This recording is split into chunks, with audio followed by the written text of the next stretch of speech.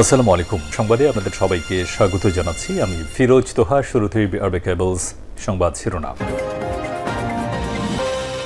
বাংলাদেশের সর্বশেষ গুরুত্বপূর্ণ আপডেট সংবাদে আপনাকে স্বাগত। শুরুতেই সংবাদ শিরোনাম, পরে বিস্তারিত। শুরুতেই জানাবো, প্রধান উপদেষ্টার দায়িত্ব নেওয়ার অজানা তথ্য জানালেন ডক্টর মোহাম্মদ ইউনূস। ছাত্র জনতার অভ্যুত্থানের মুখে গত ৫ই আগস্ট দেশ ছেড়ে পালিয়ে যায় শেখ হাসিনা। এরপর ৮ই আগস্ট প্রধান উপদেষ্টার শপথ নিয়ে সরকার গঠনের দায়িত্ব নেন অধ্যাপক ডক্টর মোহাম্মদ ইউনূস। সম্প্রতি কিভাবে এই দায়িত্ব নেন সে বিষয় নিয়ে ফিনান্সিয়াল টাইমসের ফরেন অ্যাফেয়ার্সে প্রধান গিয়েডেন রিসম্যানের সঙ্গে একটি পডকাস্টে কথা বলেছেন প্রফেসর ডক্টর মোহাম্মদ ইউনূস। এ বিষয়ে গুরুত্বপূর্ণ সংবাদ জানাবো, সঙ্গেই থাকুন। এরপর জানাবো, দেশটাকে লুটপাট করে পালিয়ে গেছে ফ্যাসিস্ট হাসিনা। চুয়াডাঙ্গায় জানালেন তারেক রহমান। বিএনপির ভারপ্রাপ্ত চেয়ারম্যান তারেক রহমান বলেছেন, দেশটাকে লুটপাট করার পাশাপাশি তা ভেঙে চুরে শেষ করে দিয়ে গেছে ফ্যাসিস্ট হাসিনা। বিএনপি দেয়া ৩১ দফার ভিত্তিতে অবিলম্বে দেশটিকে মেরামত করা জরুরি। এদিকে সাংবাদিকদের সন্তানকে বৃত্তি প্রদান সরকারের যুগান্তকারী উদ্যোগ বললেন উপদেষ্টা নাহিদ। তথ্য সম্প্রচার উপদেষ্টা নাহিদ ইসলাম বলেছেন, সাংবাদিকদের সন্তানকে বৃত্তি প্রদান এই সরকারের যুগান্তকারী উদ্যোগ। এর ফলে সাংবাদিকদের পরিবারের উপর অর্থনৈতিক চাপ কমবে। জানাবো, গুম খুনে হাসিনা ও সেনাচক্র। সেনাবাহিনীর বর্তমান ও সাবেক শীর্ষ ৩ কর্মকর্তার সমন্বয়ে শেখ হাসিনা বলপূর্বক গুম ও গুপ্ত হত্যার নৃশংস একটি চক্র গড়ে তুলেছিল। এই চক্রের প্রধান ছিলেন তার নিরাপত্তা উপদেষ্টা মেজর জেনারেল অবসরপ্রাপ্ত তারিক আহমেদ সিদ্দিক। প্রতিরক্ষা গোয়েন্দা মহাপরিদপ্তরের ডিজিএফের সাবেক মহাপরিচালক লেফটেন্যান্ট জেনারেল অবসরপ্রাপ্ত মোহাম্মদ আকবর হোসেন এবং বরখাস্ত মেজর জেনারেল জিয়াউল আহসান। এদিকে এস আলম এবং তার পরিবারের ৩৬৮ কোটি টাকা সম্পদ ক্রোক। দেশের আর্থিক খাতে দুর্নীতির অভিযোগে এস আলম শুধুমাত্র ইসলামী ব্যাংক থেকেই ৮৬,০০০ কোটি টাকা লুটপাট করেছে। এবং সর্বশেষ জানাবো, যুক্তরাষ্ট্রে বিমান ও হেলিকপ্টার দুর্ঘটনায় আর কেউ বেঁচে নেই, ধারণা জন ডনেলির। যুক্তরাষ্ট্রের ওয়াশিংটন ডিসিতে ফায়ার এবং জরুরি মেডিকেল সেবার প্রধান জন ডনেলি বলেছেন, গতরাতে যাত্রীবাহী বিমান ও সামরিক হেলিকপ্টারের মধ্যে সংঘর্ষে নিহত সবার মরদেহ উদ্ধার করা হয়েছে। বিমানে ৬৭ জন যাত্রী ছিলেন এবং হেলিকপ্টারে ৩ জন। সবারই ইতিমধ্যে মৃত্যু ঘটেছে। ইতিমধ্যে ৪০ জনের লাশ উদ্ধার করা সক্ষম হয়েছে। বাকিদের লাশ উদ্ধারে নদীতে জোর তৎপরতা চালাচ্ছে ফায়ার সার্ভিস। প্রিয় দর্শক, এতক্ষণ শুনছিলেন সংবাদ শিরোনাম, এবারে বিস্তারিত। তবে তার আগে বন্ধুরা, অনুরোধ থাকবে এই সংবাদটিতে একটি লাইক দিন। এই চ্যানেলে আপনি নতুন হয়ে থাকলে আমাদের সংবাদটি দেখতে দেখতে চ্যানেলটি সাবস্ক্রাইব করে রাখুন। কমেন্ট করে বন্ধুরা আপনার মূল্যবান মতামত জানিয়ে দিন আপনি বিশ্বের কোন দেশ থেকে বা বাংলাদেশের কোন স্থান থেকে আমাদের সংবাদটি দেখছেন এবং শুনছেন। এবারে বিস্তারিত। প্রধান উপদেষ্টার দায়িত্ব নেয়ার অজানা তথ্য জানালেন ইউনূস। ছাত্র জনতার অভ্যুত্থানের মুখে গত বছরের ৫ই আগস্ট দেশ ছেড়ে পালিয়ে যান শেখ হাসিনা। এরপর ৮ই আগস্ট প্রধান উপদেষ্টার শপথ নিয়ে সরকারের প্রধান দায়িত্ব নেন অধ্যাপক ডক্টর মোহাম্মদ ইউনূস। সম্প্রতি কিভাবে ওই দায়িত্ব নেন সে বিষয়ে ফিনান্সিয়াল টাইমসের ফরেন অ্যাফেয়ার্স প্রধান গিয়েডেন রিসম্যানের সঙ্গে একটি পডকাস্টে সব বিষয়ে কথা বলেন তিনি। সুইজারল্যান্ডের দাভোসে বিশ্ব অর্থনৈতিক ফোরামের বার্ষিক সম্মেলনের ফাঁকে গিয়েডেন রিসম্যানের উপস্থাপনায় রিসম্যান রিভিউ নামে এই পডকাস্টের কথা বলেন তিনি। বৃহস্পতিবার সেই পডকাস্ট প্রকাশ করেছে ফিনান্সিয়াল টাইমস। এতে সবার আগে প্রধান উপদেষ্টার দায়িত্ব নেয়ার আগ মুহূর্তে কিছু অজানা তথ্য জানিয়েছেন তিনি।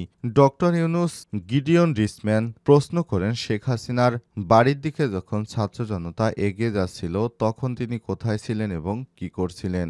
জবাবে ডক্টর মোহাম্মদ ইউনূস জানান, আমি ছিলাম প্যারিসে, প্যারিস অলিম্পিক আয়োজনের দায়িত্বে। ওই দিন যখন আমার কাছে উপদেষ্টার দায়িত্ব নিতে প্রথমে ফোন আসে আমি হাসপাতালে ছিলাম ছোট একটি অস্ত্রোপচারের জন্য। তখন তারা ফোন করে। আমি মোবাইল ফোনে প্রতিদিন তখনকার ঘটনা নিয়ে খবর দেখছিলাম। তিনি বলছিলেন তারা ছাত্র প্রতিনিধিরা জানায় শেখ হাসিনা চলে গেছেন, আমাদের এখন সরকার গঠন করতে হবে, আপনি আমাদের হয়ে সরকার গঠন করুন। আমি তাদের বলি না, আমি পারবো না, আমি এ ব্যাপারে কিছু জানি না, আমি এটির সঙ্গে জড়িত হতে চাই না। ডক্টর ইউনূস বলেন আমার সঙ্গে যোগাযোগ করেছিলেন ছাত্ররা, আমি তাদের চিনতাম না, তাদের সম্পর্কে আগে কিছু শুনিনি। আমি তাদের বোঝাতে থাকি তোমরা অন্য কাউকে দায়িত্ব নেওয়ার জন্য খুঁজে বের করো, কিন্তু তারা আমাকে বলে না না, আপনাকে এখানে থাকতে হবে, আমরা অন্য কাউকে খুঁজে পাবো না। আমি তাদের বলি চেষ্টা করে দেখো, কিন্তু তারা বলে না, আমাদের সময় নেই। তারা নাছোড়বান্দা ছিল। আমি তাদের অন্তত একদিন চেষ্টা করতে বলি, কিন্তু তারা রাজি হয়নি। এরপর তারা আমাকে আবারও ফোন করে। তখন আমি বলি ঠিক আছে, ঠিক আছে, তোমরা জীবন দিয়েছো দেশটাকে বাঁচাতে এবং অনেক রক্তপাত হয়েছে, তোমরা যেহেতু এত কিছু করতে পেরেছো ইচ্ছার বিরুদ্ধে হলেও আমার কিছু করা উচিত, বলেন ডক্টর ইউনূস। মাতৃভূমি রক্ষায় আমারও যতটুকু খুশি দায়িত্ব পালন করা উচিত, অন্তত যাতে করে দেশটি অন্তত ভেঙে চুরে চুরমার না হয়ে যায়। প্রধান উপদেষ্টা আরও বলেন ছাত্ররা আমাকে জানায় সরকার গঠন করতে হবে, আপনি কি রাজি আছেন? এরপর আমি বলি হ্যাঁ রাজি আছি। এরপর নিজের সঙ্গে অন্যরকম ঘটনা ঘটে বলে জানিয়ে অধ্যাপক ডক্টর ইউনূস বলেন 2 ঘন্টা পর হাসপাতালে একজন নার্স আমার জন্য ফুলের তোড়া নিয়ে আসেন। আমি জিজ্ঞেস করি এটি কিসের জন্য? তিনি আমাকে বলেন আপনি যে প্রধানমন্ত্রী আমরা জানতাম না। আমি তাকে বলি আপনি কিভাবে জানলেন? তিনি জানান টিভি প্রেসে সব জায়গায় এই খবর প্রচারিত হচ্ছে, ফ্রান্সে সব জায়গায় জানাজানি হচ্ছে যে আপনি প্রধানমন্ত্রী হতে যাচ্ছেন, গণমাধ্যম জানাচ্ছে আপনি প্রধানমন্ত্রী। আমি তখন তাকে বলি আপনার কাছ থেকে আমি এ তথ্য পেলাম, আমাকে এ পর্যন্ত কেউ কিছু বলেনি। এর 2 ঘন্টা পর ওই হাসপাতালে চিকিৎসকরা তার সঙ্গে দেখা করতে আসেন বলে জানিয়েছেন ডক্টর মোহাম্মদ ইউনূস। তিনি সঙ্গে করে ফুলের তোড়া নিয়ে আসেন। সেই হাসপাতালের পরিচালকরাও তখন আসে, আমাকে শুভেচ্ছা জানায়। বলেন প্রধান উপদেষ্টা ওই সময় হাসপাতাল কর্তৃপক্ষ তাকে ছাড়তে না চাইলেও তিনি জোর করে ছাড়পত্র নেন বলে জানিয়েছেন প্রধান উপদেষ্টা। এতে তাকে সহায়তা করেন হাসপাতালের পরিচালক স্বয়ং নিজে। ওই সময় তাকে ওষুধ থেকে শুরু করে সবকিছু লিখে দেওয়া হয়। পরে দিন সকালে সবচেয়ে বেশি অবাক হন জানিয়েছেন ডক্টর ইউনূস, কারণ ওই দিন তাকে বরণ করতে আসে ফ্রান্সের সেনাবাহিনীর একটি সুশৃঙ্খল দল। তিনি বলেন সকাল হওয়ার পর সেনাবাহিনীর একটি বড় দল আমাকে বিমানবন্দরে নিয়ে যেতে আসে। আমি বলি মাই গড, আমার সঙ্গে কি হচ্ছে? তারা বলেন আপনি বাংলাদেশের প্রধানমন্ত্রী নির্বাচিত হতে যাচ্ছেন, সুতরাং আপনাকে স্পেশালভাবে আমাদের দায়িত্ব দিয়ে বিমানবন্দর পর্যন্ত দিয়ে আসার দায়িত্ব রয়েছে উপরমহল থেকে।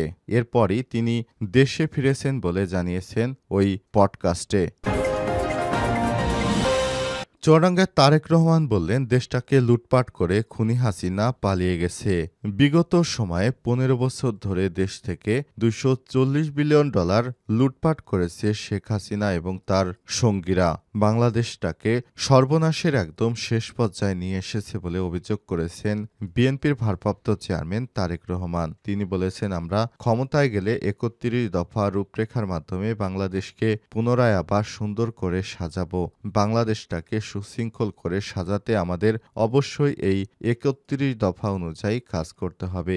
বিএনপির ভারপ্রাপ্ত চেয়ারম্যান তারেক রহমান বলেছেন বাংলাদেশ যেভাবে বিগত 15 বছরে হত্যা, লুটতরাজ, রাহাজানি, গুম-খুন ও একনায়কতন্ত্র প্রতিষ্ঠিত হয়েছে, এভাবে করে একটি দেশ চলতে পারে না। এখন সময় এসেছে দেশকে সুন্দরভাবে সাজাতে হবে।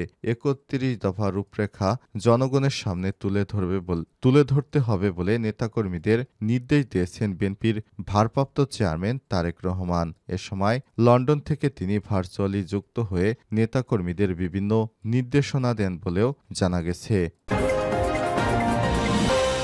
সাংবাদিকদের সন্তানদের বৃত্তি প্রদান সরকারের যুগান্তকারী উদ্যোগ বললেন উপদেষ্টা নাহিদ ইসলাম। বাংলাদেশে সাংবাদিকদের সন্তানদের জন্য নতুন করে বৃত্তির ব্যবস্থা করেছে অন্তর্বর্তীকালীন সরকার। কারণ সাংবাদিকেরা অনেক ঝুঁকি নিয়ে অনেক কাজ করে থাকে, সুতরাং তাদের পরিবারকে দেখভাল করা বা অনেক ক্ষেত্রে কোনো দুর্ঘটনা ঘটলে সাংবাদিকরা সবসময় সবচেয়ে বেশি বিপদের মধ্যে পড়ে। এই দিক বিবেচনা করে অন্তর্বর্তীকালীন সরকার বাংলাদেশের সাংবাদিকদের সন্তানদের জন্য একটি বৃত্তির ব্যবস্থা গ্রহণ করেছে, যাকে যুগান্তকারী উদ্যোগ বলেছেন তথ্য সম্প্রচার উপদেষ্টা নাহিদ ইসলাম। গতকাল ঢাকার তথ্য ভবনে বাংলাদেশ সাংবাদিক কল্যাণ ট্রাস্টের উদ্যোগে জুলাই গণঅভ্যুত্থানে শহীদ ও আহত সাংবাদিকদের এবং অসুস্থ অসচ্ছল সাংবাদিকদের কল্যাণে অনুদান এবং সাংবাদিকের সন্তানদের বৃত্তির চেক বিতরণ অনুষ্ঠানে এসব তথ্য জানিয়ে তিনি এসব কথা বলেন। গুম খুনে হাসিনা এবং সেনাচক্র। বিগত সরকারের আমলে যারাই সরকারের বিরুদ্ধে কোনো কিছু লেখালেখি কিংবা সরকারের বিরোধী কোনো কিছু করেছে তাদেরকেই গুম খুনের সঙ্গে আয়নাঘরে দীর্ঘদিন আটকে রেখেছে। তাদেরকে গুম খুনে জড়িত ছিল বিগত সরকারের বেশ কয়েকজন ঊর্ধ্বতন কর্মকর্তা। তারা শেখ হাসিনার অলিগার্ক হিসেবে কাজ করেছে। এদের মধ্যে রয়েছে শেখ হাসিনার নিরাপত্তা উপদেষ্টা তারিক আহমেদ সিদ্দিক, যিনি শেখ হাসিনা নিরাপত্তা উপদেষ্টা হিসেবে কাজ করতেন এবং সেনাবাহিনীতে একজন উচ্চপদস্থ কর্মকর্তা হিসেবে ছিলেন। তিনি শেখ হাসিনার নির্দেশে বাংলাদেশের যাকে খুশি তাকে, অর্থাৎ বিরোধী দলীয় কোনো নেতাকর্মী থেকে শুরু করে যাকে খুশি তাকে গুম খুনের নির্দেশ দিতেন আর তার হয়ে কাজ করতেন তখনকার সেনাবাহিনীর গোপন গোয়েন্দা সংস্থা ডিজিএফআই এর প্রধান মেজর জেনারেল অবসরপ্রাপ্ত জিয়াউল আহসান। এই জিয়াকে বাংলাদেশের কসাই হিসেবে আখ্যায়িত করেছেন প্রধান উপদেষ্টার প্রেস সচিব। জানা গেছে, খুন গুম হত্যাসহ মানুষের এমন কোনো জঘন্য কাজ করেননি এই সেনাবাহিনী থেকে চাকরিচ্যুত সাবেক সেনা কর্মকর্তা জিয়াউল আহসান। এবং এরপরে রয়েছে প্রতিরক্ষা গোয়েন্দা মহাপরিদপ্তর ডিজিএফআই এর সাবেক মহাপরিচালক লেফটেন্যান্ট জেনারেল অবসরপ্রাপ্ত মোহাম্মদ আকরাম হোসেন। এরা তিনজন মিলে মূলত দেশের সমস্ত গুম-খুনের সঙ্গে জড়িত। আয়নাঘর সৃষ্টি বা যে কোনো ধরনের অপকর্মের সঙ্গেই তারা এই চক্রটি দীর্ঘদিন ধরে শেখ হাসিনা সরকারকে সহায়তা করে আসছিল এবং এদের ছত্রছায়ায় শেখ হাসিনা দানবে পরিণত হতে পেরেছে বলে জানিয়েছে আমার দেশ পত্রিকা।